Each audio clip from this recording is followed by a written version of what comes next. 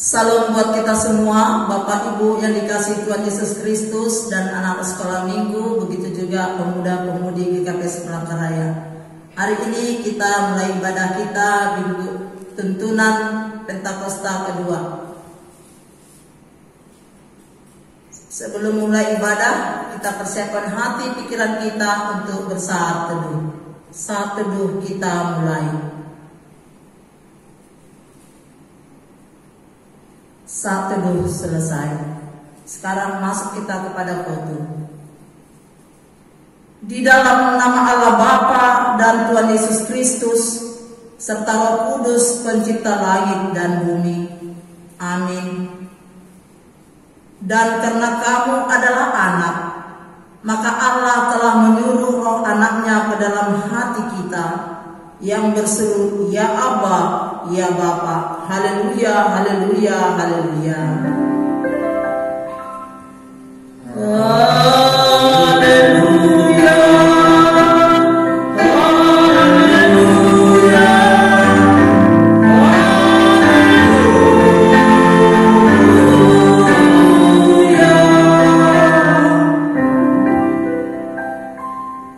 Mari kita berdoa.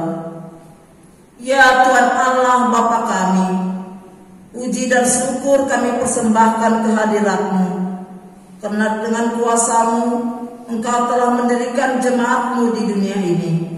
Engkau telah mengutus Roh Kudus untuk mempersatukan jemaat-Mu. Kami mohon kiranya melalui ibadah ini kami semakin sungguh-sungguh percaya akan pekerjaan Roh Kudus yang menuntun, mempersiapkan dan menjadikan kami menjadi saksi-saksi yang benar, serta menetapkan setiap langkah kami dalam menyongsong kehidupan yang kekal yang telah disediakan oleh Tuhan Yesus Kristus. Amin. Sidang jemaat yang dikasihi Tuhan, puji syukur kita panjatkan kehadirat Tuhan yang Maha Kuasa atas penyertaannya hingga pada saat ini kita boleh berkumpul di rumah kudus yang indah ini untuk memuji dan memuliakan namanya. Mari kita angkat pujian kita melalui Kidung Jemaat nomor 237 ayat 1 sampai 2.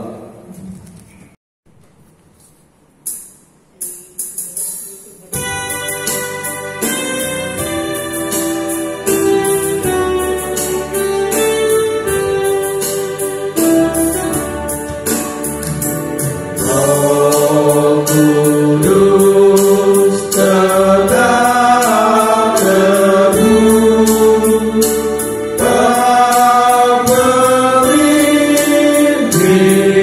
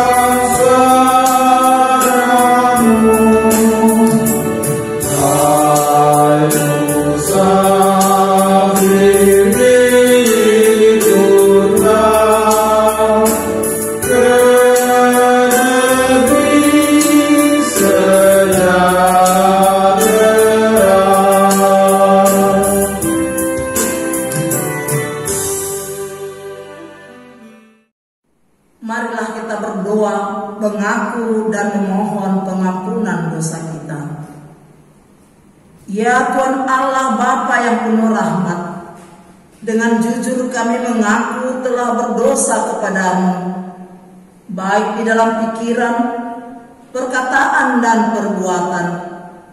Hati kami sering tidak tertarik kepada persekutuan dan ibadah jemaat, sebab di tempat lain ada yang lebih menarik hati serta menggoda kami.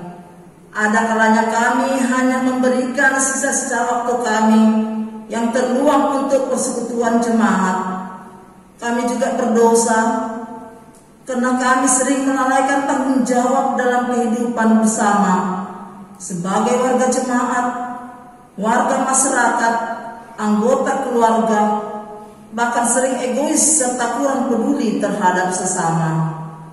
Peri kehidupan kami tidak mencerminkan kemurahan hati, kebaikan, kelemah lembutan, bahkan sering menimbulkan amarah bagi orang lain. Ketika ada yang membutuhkan pertolongan, kami tidak melayani. Ketika ada orang yang menderita dan berduka, kami tidak mendoakan. Bagi orang yang putus asa, kami tidak memberikan penghiburan. Ya Allah, Engkau adalah Bapa yang rahmani. Ampunilah dosa-dosa kami, sehingga kami layak disebut anak-anak-Mu. Tuntunlah kami oleh Roh Kudus untuk melakukan kehendak-Mu selama hidup kami. Dalam nama Yesus Kristus kami naikkan doa permohonan ini. Amin.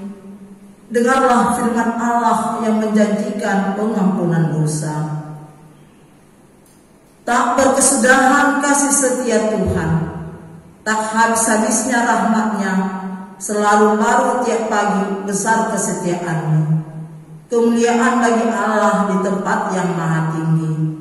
Amin.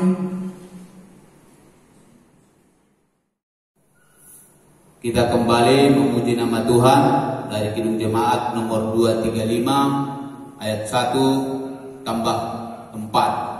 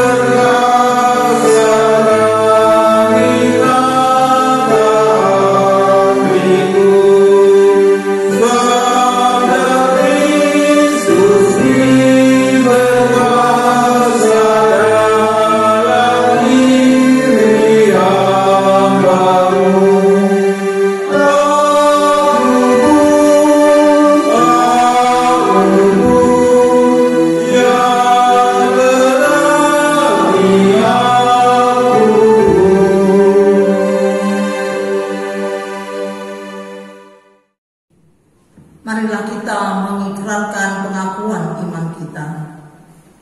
Aku percaya kepada Allah, Bapa yang Maha Kuasa, Halik langit dan bumi, dan kepada Yesus Kristus, Anaknya yang tunggal Tuhan kita, yang dikandung daripada Roh Kudus, lahir dari anak dan Maria, yang menderita di bawah pemerintahan Pontius Pilatus, disalibkan, mati dan dikuburkan, turun ke dalam kerajaan maut.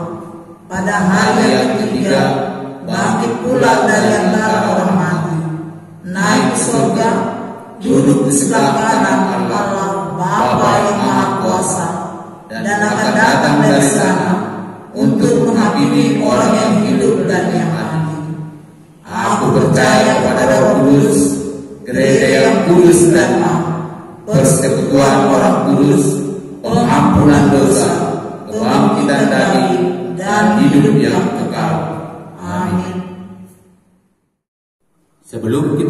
mendengarkan firman Tuhan.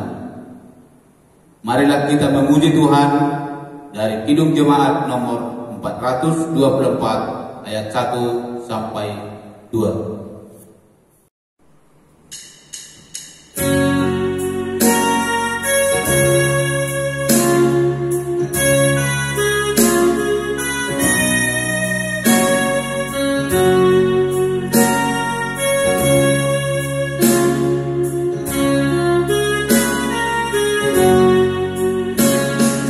Yesus menginginkan aku bersinar harinya,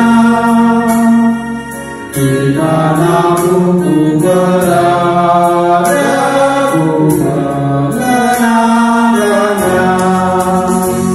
Bersinar, bersinar, tidurlah kehendak Yesus.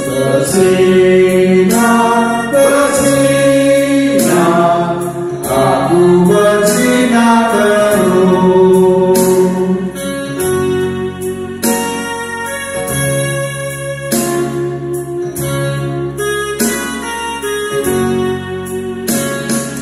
Yesus menginginkan aku menolong orang lain, manis dan sopan selalu ketika ku bermain. Bersinar, bersinar, tidurlah kehendak Yesus. Bersinar, bersinar, aku bersinar terus.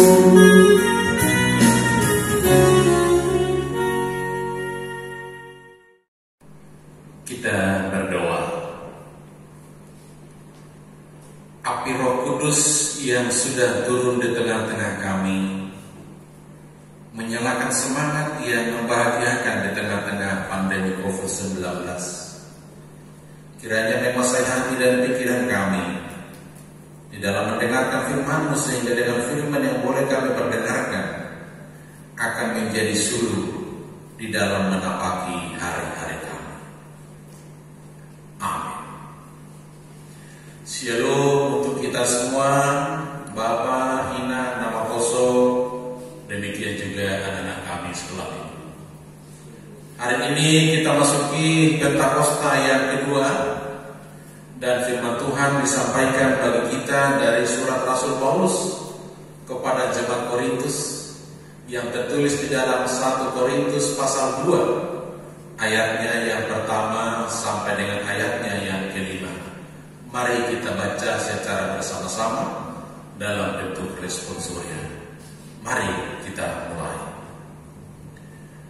Demikianlah pula ketika aku datang kepadamu, saudara-saudaraku, aku tidak datang dengan kata-kata yang indah atau dengan hikmat untuk menyampaikan kesaksian Allah kepadamu.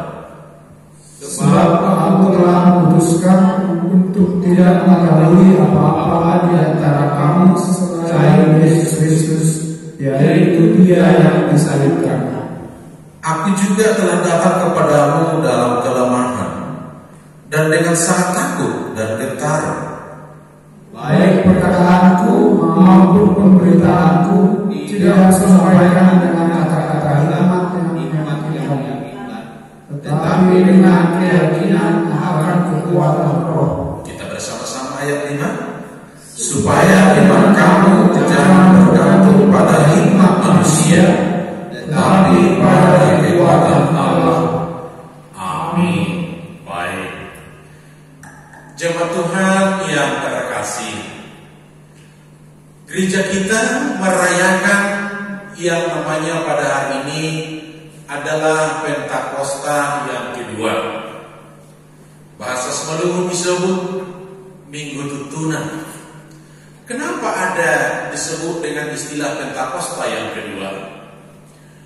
Berawal dari turunnya Roh Kudus sebagaimana yang sudah dipesankan oleh Tuhan Yesus kepada para murid-murid bahwa semenjak Roh Kudus turun memenuhi para murid-murid, maka para murid-murid mengadakan pergerakan ke seluruh daerah di mana mereka bisa melakukan pergerakan. Maka Alkitab kita mencatat bahwa pada hari itu ada 3.000 orang yang bertobat, dalam arti yang percaya kepada Tuhan Yesus.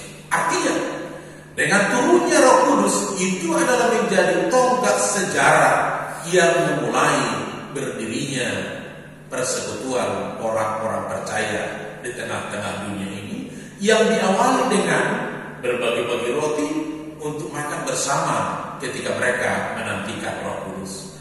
Maka hingga saat ini gereja kita masih setia untuk merayakan perayaan yang begitu luar biasa, yang kita anggap sebagai tonggak berdirinya persekutuan orang-orang percaya di tengah-tengah dunia ini. Dan inilah yang kita sebut dengan istilah turunnya Roh Kudus, menjadikan api semangat yang membakar iman orang percaya.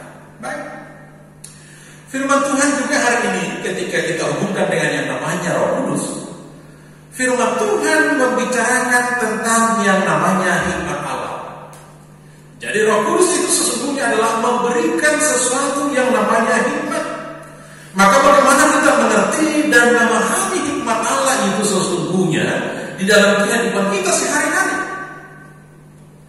Hikmat bukan hanya sekedar pengetahuan atau pemahaman, tetapi hikmat yang disebut dengan firman Tuhan ini, dia menyangkut 3 hal. Yang pertama, hikmat yang disebut adalah seseorang yang sudah mengalami pengalaman.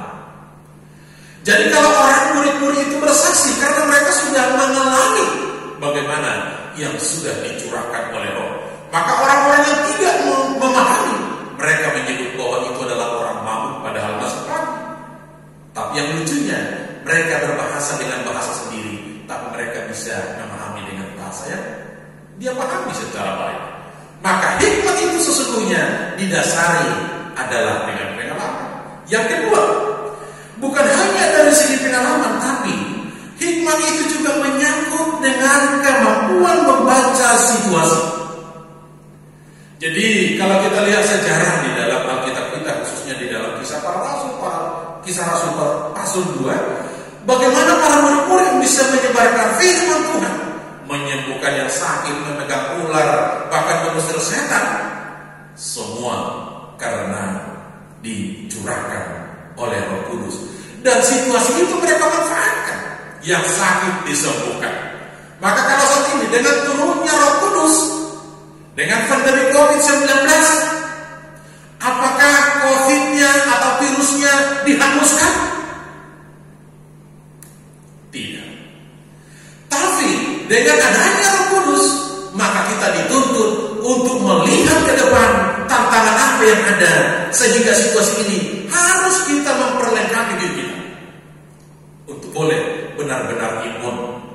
Kalaupun dikatakan barangkali virus corona tidak akan lenyap dari dunia ini, tapi kasih Tuhan tidak akan pernah lenyap dari dunia ini. Maka situasinya adalah bagaimana kita menjaga, membentengi diri kita yang sesungguhnya. Dan disitulah peran daripada Roh Kudus yang sesungguhnya. Jadi dengan turunnya Roh Kudus, berarti ini adalah menjadi pandu untuk memantau, bahkan untuk memandu bagaimana keakanan yang akan kita lakukan di tengah-tengah kehidupan ini. Dan yang ketiga, hikmat itu sesungguhnya ketika terjadi disebut dengan tindakan yang tepat. Tindakan yang tepat adalah bahwa hikmat itu bukanlah sesuatu untuk diri sendiri. Kita ingat yang namanya sejarah awal daripada hikmat yang diminta oleh Salomo. Ketika 2 orang ibu bertentangan untuk mempertemukan satu orang anak, maka Salomo berdoa dan meminta kepada Tuhan. Maka Salomo mengatakan, supaya adil, maka anak ini akan dibelah 2. Maka terbukti dan benar siapa yang memiliki anak itu, anak yang mereka cintai. Ibu yang benar-benar memiliki anak daripada dibunuh, lebih bagus diserahkan sama dia. Berarti kamulah yang punya anak ini sesungguhnya. Dan itulah yang kita sebut dengan bahwa orang yang sudah dipenuhi oleh hikmat atau Roh Kudus, maka dia memiliki tindakan yang tepat. Tindakannya adalah yang membawa kebahagiaan, tindakannya adalah yang membawa kesejukan, maka tindakannya adalah yang membawa kedamaian. Maka itulah yang disampaikan kepada jemaat Korintus pada saat itu, yang mereka merasakan bahwa setiap orang merasakan lebih berhikmat. Golongan Yahudi dengan golongan Yunani. Golongan Yahudi mengatakan bahwa mereka lebih berhikmat karena mereka lebih dahulu menjadi firman, karena mereka adalah orang-orang pilihan Tuhan, sementara orang Yunani adalah dianggap sebagai hanya yang menjadi pengikut. Maka jemaat Korintus ini dengan kondisi yang seperti ini, maka mereka membentuk kelompok yang bernama kelompok Kefas, Apolos, kelompok Paulus, dan kelompok Kristus. Karena mereka mengandalkan hikmat mereka masing-masing. Yang sebenarnya bahwa dengan adanya perpecahan, bahkan dengan adanya kelompok ini, itu sudah menunjukkan bahwa itu adalah indikator sudah kurang berhikmat. Jadi dengan adanya kelompok ini, berarti hikmatnya tidak membawa kebahagiaan. Artinya kelompok yang merasa berhikmat, yang merasa diri lebih dekat kepada Tuhan, tetapi orang lain ini bagaimana? Berarti dia sudah menjadi hakim yang tidak pernah dilatih oleh Tuhan, menjadi pembeda-bedaan yang tidak diinginkan oleh Tuhan. Maka konflik inilah sesungguhnya yang mau diingatkan oleh Rasul Paulus, supaya api daripada Roh Kudus ini sebenarnya boleh senantiasa bergelora. Api Roh Kudus itu sesungguhnya boleh terpancar di tengah-tengah kehidupan setiap orang percaya, sehingga bukan membenarkan diri bahkan menganggap diri yang paling berhikmat, tapi Tuhanlah yang memberikan hikmat kepada kita. Karena seperti tadi, tanpa ada tindakan yang tepat, maka itu juga kurang bermanfaat. Maka Paulus mengatakan bahwa saya juga datang kepada kamu bukan dengan kata-kata hikmat. Kita boleh baca kembali di dalam ayat yang pertama kali. Kita baca mulai dari ayat 1b. Saudara-saudara, aku tidak datang dengan kata-kata yang indah atau dengan hikmat untuk menyampaikan kesaksian Allah kepada kamu. Saya tidak datang dengan kata-kata yang indah, itu adalah bahasa-bahasa yang penuh dengan filosofi. Tetapi aku datang kepadamu adalah untuk memberitakan Kristus yang tersalib. Artinya bahwa kita boleh bertanya bagaimana kita untuk melihat hikmat Allah itu yang sesungguhnya, yang sudah tercurah di tengah-tengah kehidupan kita. Maka dibutuhkan yang namanya perjuangan bagi kita, dibutuhkan yang namanya integritas bagi kita, bahwa kita ini benar-benar perlu untuk tetap latihan untuk mendengarkan hikmat yang sesungguhnya bersumber daripada Tuhan. Dan ini juga yang sedang dipersiapkan oleh Tuhan, new era. Zaman baru akan segera kita masuki dengan ada COVID-19 untuk mengatur seluruh sisi kehidupan ini, baik di dalam beribadah. Sebentar lagi barangkali akan dibuka peribadahan, atau dengan aktivitas sosial kita, semua akan terjadi dengan new normal. Tapi tetap dikembalikan, yang menjadi penjaga adalah diri kita sendiri. Kenapa kita perlu untuk latihan? Karena dunia ini adalah tempat yang sangat bising. Dunia ini adalah tempat yang penuh dengan hiruk-pikuk.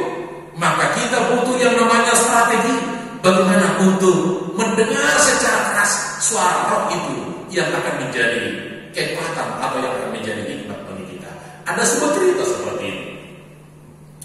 Sekelompok orang, ada 10 orang tim kerja yang mengumpulkan jerami dengan balok es, karena pada waktu itu belum ada kulkas untuk mengawetkan makanan. Maka esnya ditumpuk dan di situ juga makanan, maka ditumpuk kembali dengan jerami. Salah seorang pekerja kehilangan jam tangan yang menjadi warisan daripada nenek moyangnya. Ketika mereka ketahuan bahwa jam tangannya hilang yang dianggap sangat berharga, mereka semua ribut untuk mencarinya, bahkan saling menyalahkan. Sesudah mereka mencari 1 jam tidak ditemukan, maka mereka menyerah dan pulang pergi. Tapi pada saat itu juga datang seorang anak kecil. Nah, kemarin ada pesta minggu setelah minggu. Baik, saya akan mencari. Sang anak kecil meletakkan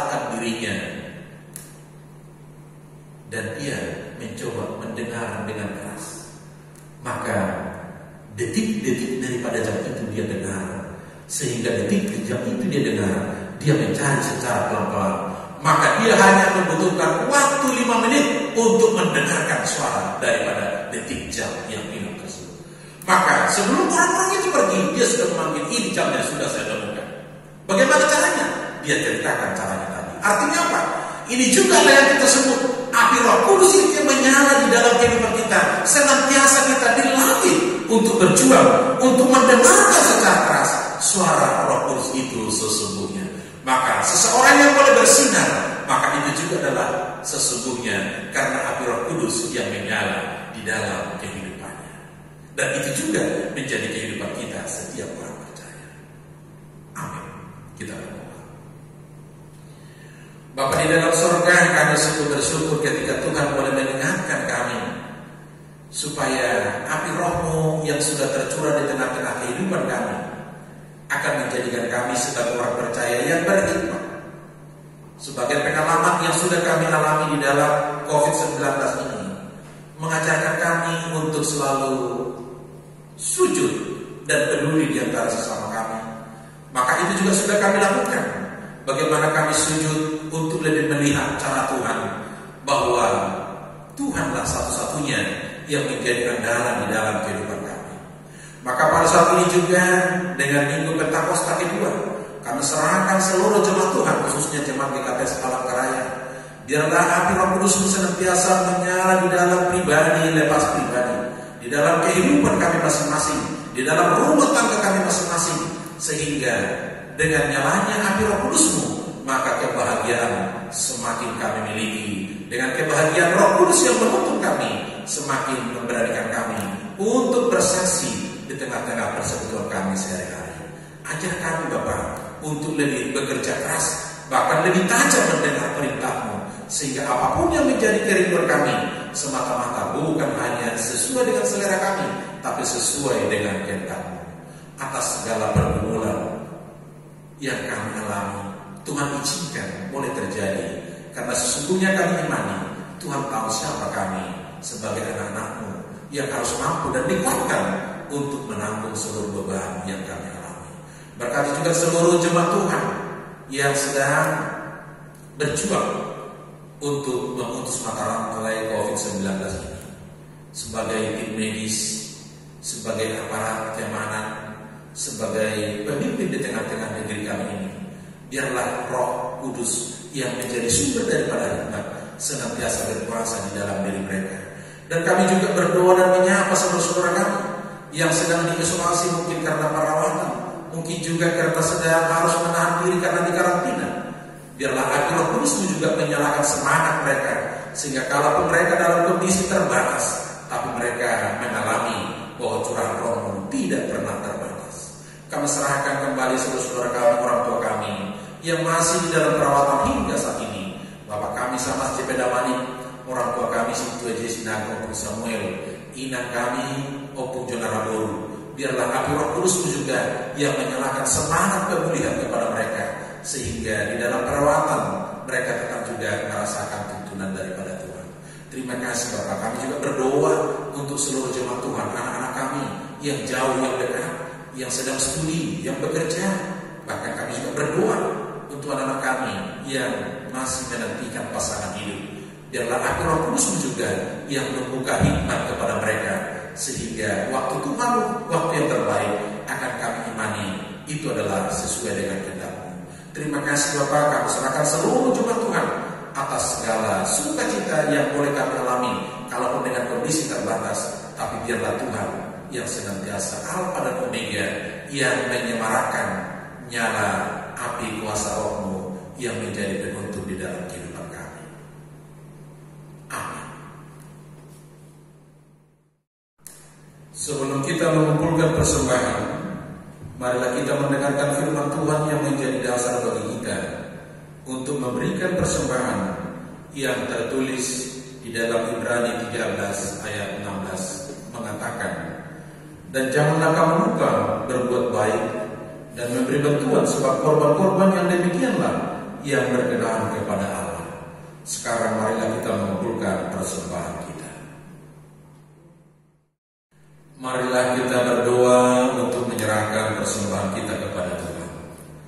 Ya Tuhan Allah Bapa yang Maha Murah dan Pengasih, kami bersyukur dan berterima kasih atas segala berkat dan anugerah-Mu yang senantiasa melimpah di dalam kehidupan kami. Tuhan telah menyertai kami dan memberkati segala pekerjaan kami hingga hari ini. Dengan rasa syukur dan terima kasih, kami datang ke hadirat-Mu membawa persembahan syukur dan pujian kami kepada-Mu yang sesungguhnya bersumber dari pemberian-Mu jua. Kiranya Engkau berkenan menerimanya untuk kemuliaan nama-Mu. Di dalam nama Yesus Kristus Tuhan kami, terimalah doa persembahan kami. Amin. Hujan berkat kan tercurah, itulah janji Kudus.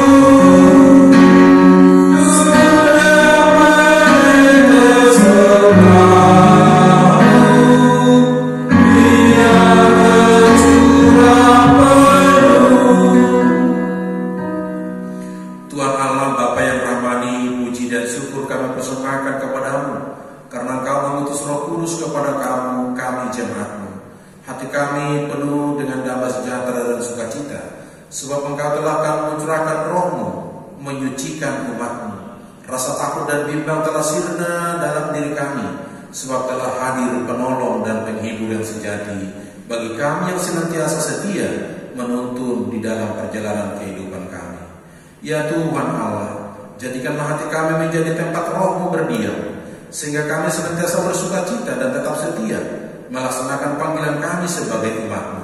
Berkatilah seluruh pelayan gereja-Mu dalam memberitakan dan menyaksikan kabar baik bagi dunia, supaya nama-Mu dikenal dan dimuliakan. Berilah rahmat-Mu dalam setiap hal kepada umat yang percaya kepada-Mu. Curahkanlah rahmat-Mu di dalam setiap hal kepada umat yang percaya, sehingga kobar sinar kasih-Mu senantiasa menguatkan yang lemah dan yang cemas menjadi teguh dan berakal budi. Di dalam nama Yesus Kristus kami menyampaikan doa permohonan kami. Amin. Bapa kami yang di sorga, dikuduskanlah nama-Mu, datanglah kerajaan-Mu, jadilah kehendak-Mu di bumi seperti di sorga. Berikanlah kami pada hari ini makanan kami yang secukupnya, dan ampunilah kami akan kesalahan kami, seperti kami juga mengampuni orang yang bersalah kepada kami. Dan janganlah membawa kami ke dalam pencobaan, tetapi lepaskanlah kami daripada yang jahat.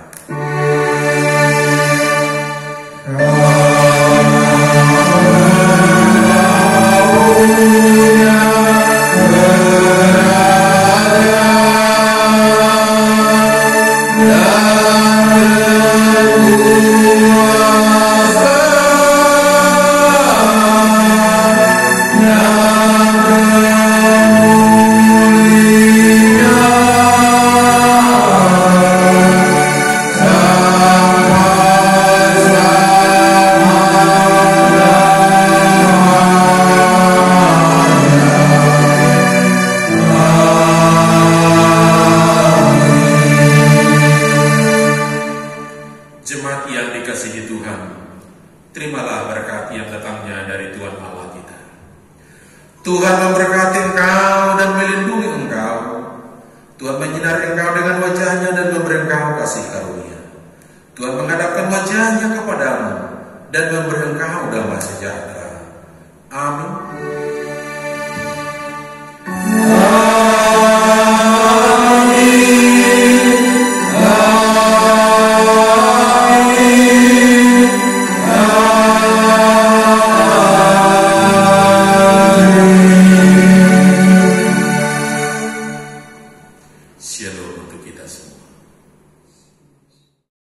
Shalom, selamat Minggu Pentakosta kedua, Horas Mabata Ganuban.